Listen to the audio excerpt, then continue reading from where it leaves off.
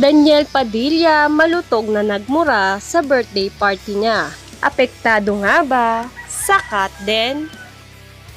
Tagos na tagos ang pagmumura ni Daniel Padilla na piling ng mga netizens ay para pa rin sa controversial na hiwalayan nila ni Catherine Bernardo.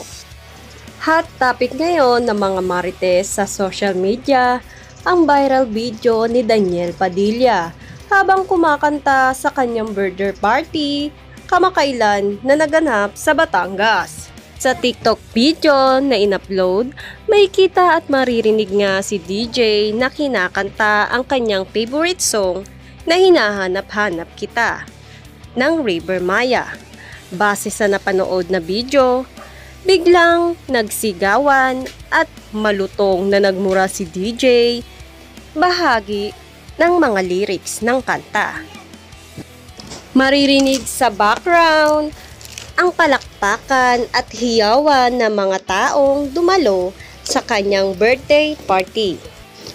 Halos lahat na nag-comment sa naturang video TikTok ay nagsasabing siguradong may connect pa rin ang pagmumura ni DJ sa breakup nila ni Catherine Bernardo.